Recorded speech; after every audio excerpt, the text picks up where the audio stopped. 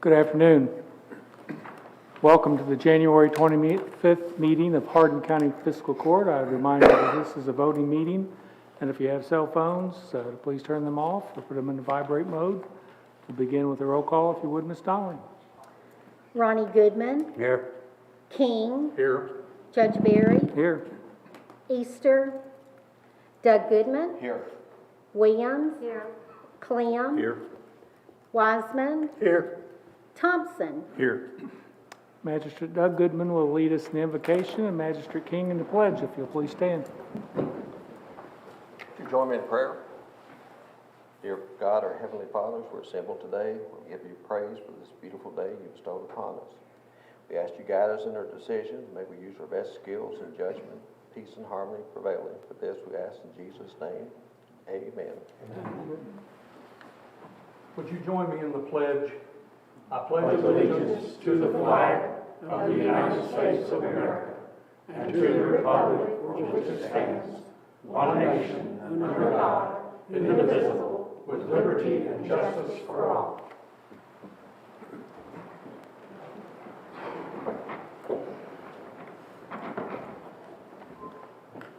We'll begin with department and office reports, and first up we have Mr. Mark Peterson with EMS.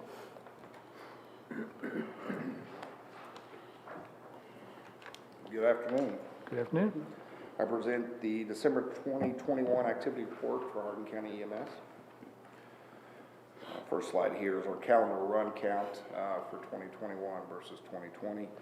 We finished the calendar year with 18,361 runs. That's about a 2,000 run increase from 2020. Monthly collection comparison for December fiscal year 2020 and versus 21-22. We were down a little bit. We only collected about $410,000 versus $451,000 the year before. However, our year-to-date collection comparison for fiscal year 2021 versus 21-22, we've collected just shy of $2.9 million, which shows an increase of about $725,000 in collections from this time last year. Miles, our miles are down. We've traveled 240,000 miles this fiscal year versus 253,000 miles to the year before. Billable versus non-billable runs. Total runs for year-to-date fiscal year 2021, we made 8,892. 21-22, we've made 9,181 runs. Shows an increase of about 289 runs so far for the fiscal year. We've got 6,802 billable runs for fiscal year 21-22, and non-billable runs is at 2,379 for 21-22. Just to recap, total miles 240,000, total runs 9,181, non-billable runs 2,379. Total billable runs 6,802. We've collected just shy of $2.9 million, $10,000 for the Kentucky Board of EMS grant. Total expenditures $3.4 million with a net of $499,000. Any questions? Comments from Mark? Appreciate the great job you all continue to do. Next, we'll hear from E911, Mike Leo.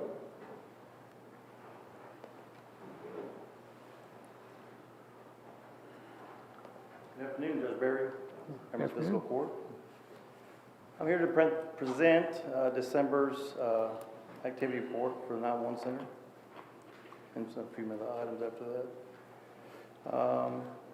911 calls answered 4,344, 7,485 CAD reports created, answered 2,990 administrative calls. We dispatched 1,506 EMS runs.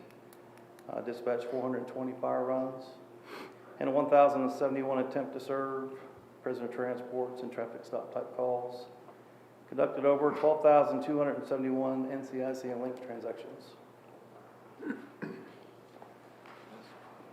Just shows the breakdown of calls of service by agency, showing EMS at 62.5%, Sheriff's Office at 16.7%. And you can see the remainder of the agencies we provide service to there on the graph. Fire runs by department. E-Town at 33.7%. Radcliffe at 21.7%. And then you see the remainder of the fire departments be dispatched for there on the graph. Calls transferred to secondary sites, total calls 1,193, at 374 to Radcliffe Police, 614 to E-Town Police, and then 205 to Kentucky State Police. The rest of it is just a breakdown of 2021 activities for the 911 center. So total calls answered, total 911 calls answered, 56,094. Created 93,378 CAD reports. Answered 36,564 administrative calls. Dispatched 18,458 EMS runs. Dispatched 4,801 fire runs. Handled over 13,904 attempt to serve, prisoner transports, and traffic stop type calls. And 143,207 NCIC and link transactions.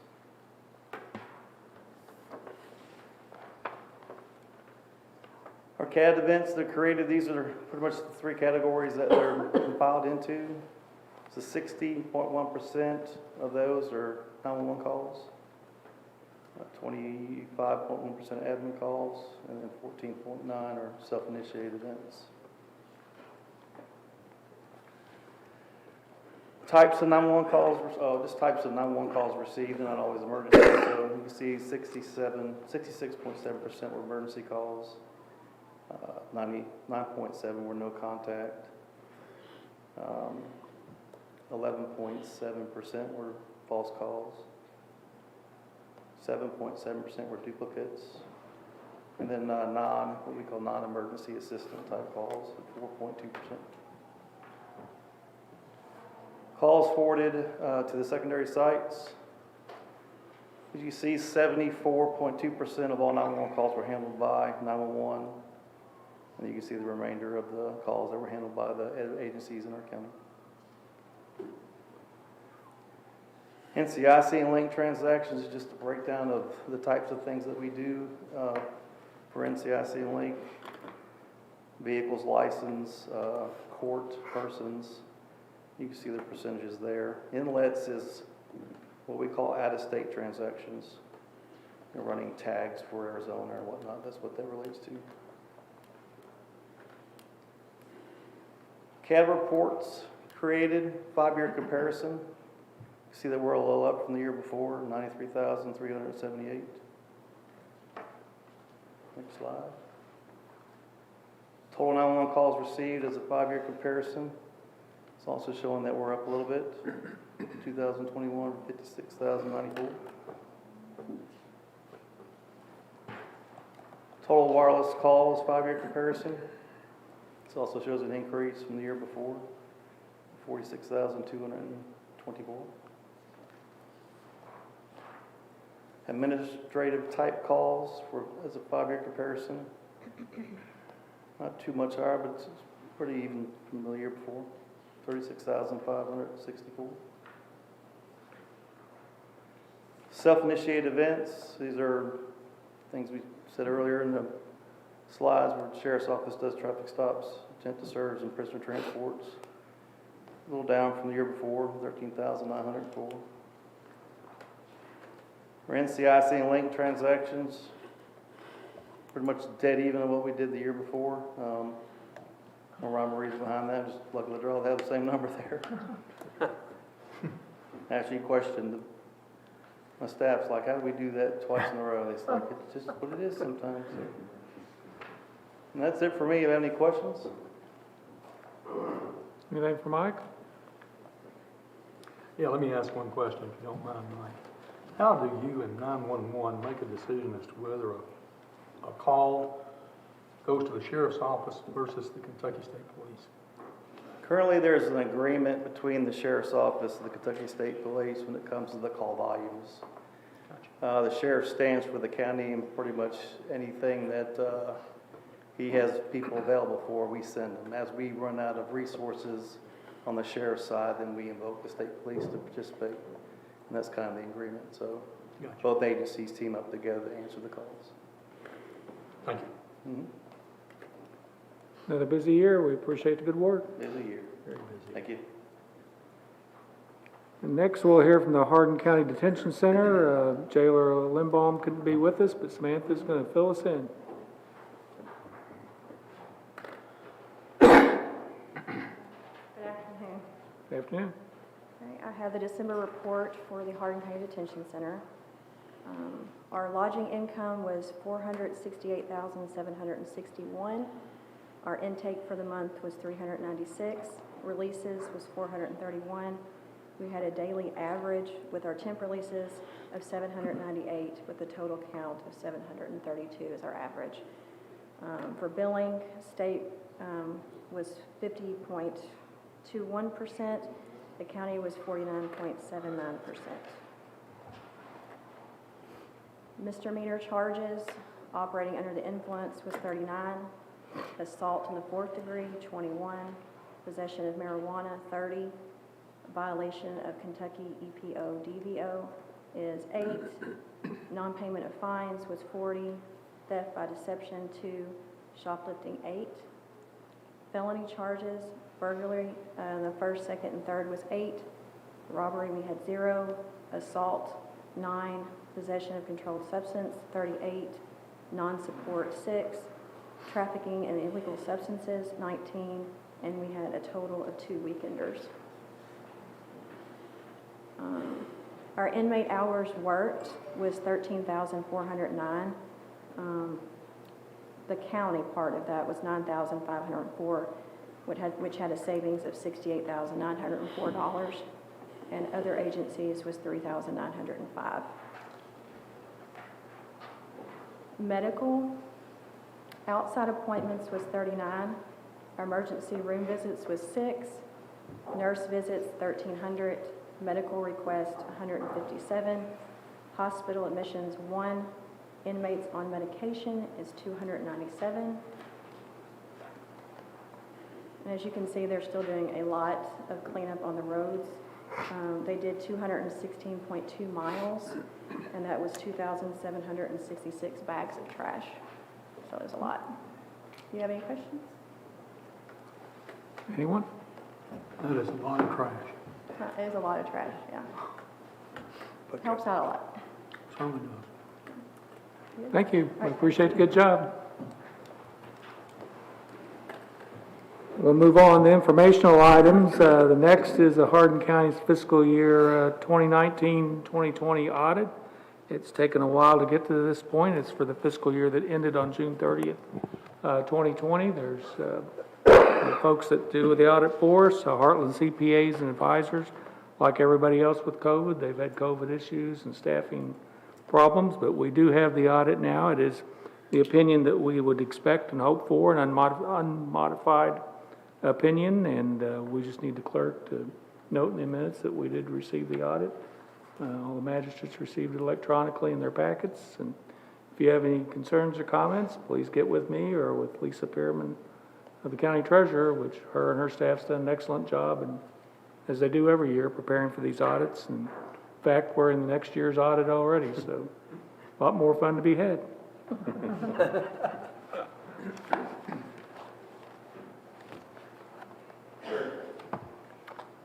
All right, and next we'll move on to ordinance agreements and resolutions. We have one item to consider here today. It's the first reading of ordinance 324-3, series 2021. It's amending the fiscal year 21-22 budget. It's amendment number 3. You can see most of these items have to do with additional funds in some line items that we're receiving from the state, the budget bringing in so we can spend, and moving some from one fund to another to be able to cover the pay increases that we just recently gave employees. The total amount of the amendment is $516,189.64, and we would anticipate second reading being held at our next meeting on the 8th of February. Move to approve. Second. Motion, Mr. King, second by Mr. Thompson for first reading. Any discussion? Hearing none, Ms. Donnelly? King. Yes. Judge Barry. Yes. Doug Goodman. Yes. Williams. Clem. Wiseman. Yes. Thompson. Yes. Ronnie Goodman. Yes. That brings us to item number 5, which is the consent agenda. Those items were included in your electronic packet that was distributed last week. Are there any corrections that need to be made? Move to approve. Second. Motion by Mr. Clem, second by Mr. Doug Goodman. Any discussion? Hearing none, Ms. Donnelly? Judge Barry. Yes. Doug Goodman. Yes. Williams. Clem. Wiseman. Yes. Thompson. Yes. Ronnie Goodman. Yes. King. Yes. And we'll start around the table with comments today with Magistrate Clem. Yes, just like to, for the court to remember Magistrate Thompson lost his sister and lift him up in the prayers and remember them. And just remind folks, please don't drink and drive and don't text and drive. Thank you, Judge. Ms. Williams. I have no items, Judge. Mr. Doug Goodman. I have no items, Judge. Mr. King. Judge, I don't have anything. Thank you. All right, Mr. Ronnie Goodman. I'm glad we could give all the employees a raise, and I know they appreciate it too. We're ever going to get close to competing, we had to do something, so I'm proud of that. Certainly hard to keep up these days. Mr. Thompson? Just want to express my appreciation for all the support and prayers and the loss of my sister. It's always difficult, no matter how you understand moving on to eternity. Also, would like to just have you think about responsibility in regards to our surroundings. I've begun to actually get a little bit distressed about the trash that gets thrown out on our roads. And everywhere you go, our jailer and the inmates do such a great job in cleaning up behind us, but individual responsibility calls out to citizens to not litter. There is a huge fine for intentional littering, and I suppose I would favor being very diligent in cracking down, because we have people who give no thought of tossing out trash, and in some ways flagrantly dumping garbage that begins to encourage others to do the wrong thing. So I want to challenge citizens to convey to your family and to be aware of it yourself. I grew up in a family that it was driven home that you did not litter your community. And we look for clean counties and clean communities today, and it's difficult to find a place that's kept clean, and that's because of the lack of responsibility on the part of individual citizens. I call you to be responsible, and I call on you to be a part of the solution, not the problem. Be responsible. Thank you. Mr. Wiseman? I have nothing, Judge. Ms. Oldham, anything from your office? No, thank you. Ms. Donnelly, anything to report on? Just quickly, that the candidate filing position for the ballots will be held in the fiscal courtroom this Thursday at 2 o'clock. So you're welcome to come to that this Thursday, 2 o'clock. All right. I would add that the next meeting of Hardin County Fiscal Court is at 3:30 in the afternoon on February 8th here in the courtroom. And if there's nothing else to come before us, motion would be in order for us to adjourn. So moved. Second. Motion by Mr. King, second by Mr. Wiseman. Hearing no objection, we stand adjourned.